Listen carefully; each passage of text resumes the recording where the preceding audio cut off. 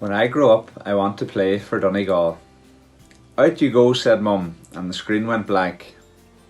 No, wailed Jack, I was 3 points up. Very good, said Mum.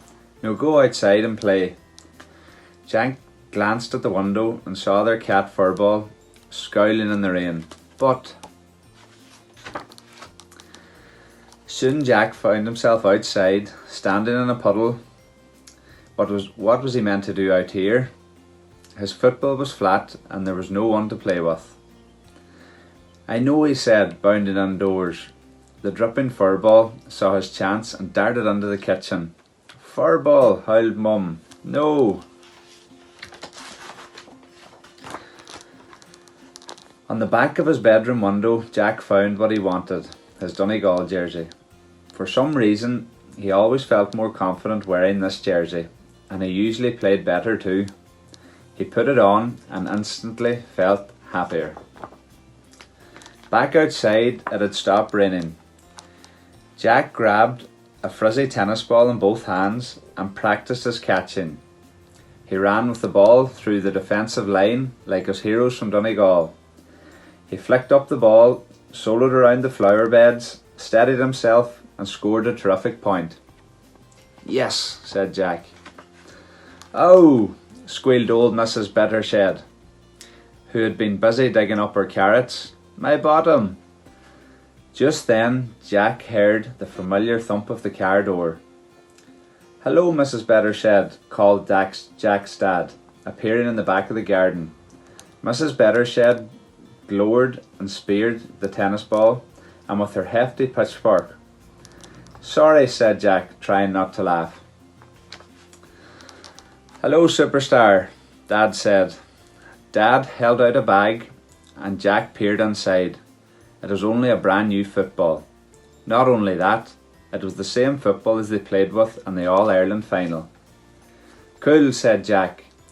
We're celebrating, said Dad, because this weekend is the first round of the championship. The pair were soon having their best game ever of football. They seemed to play for hours.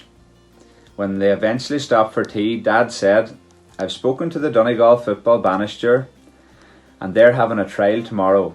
He said you can come along if you want. Really, said Jack, that's deadly.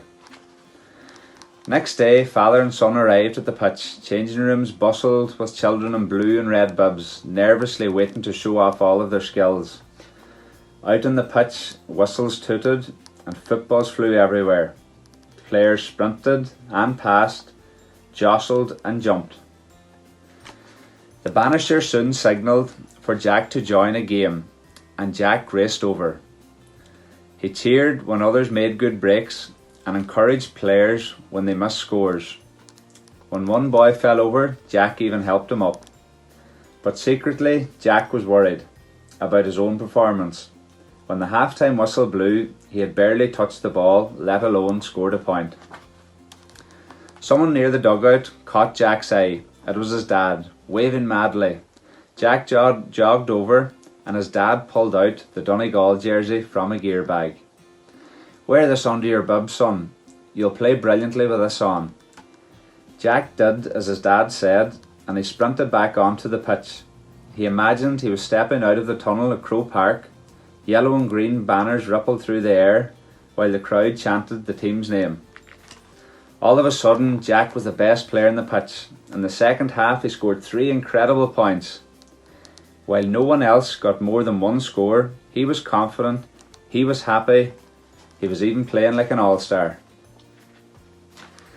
At the end of the trial, the banister called out the names of the players who had made the final panel.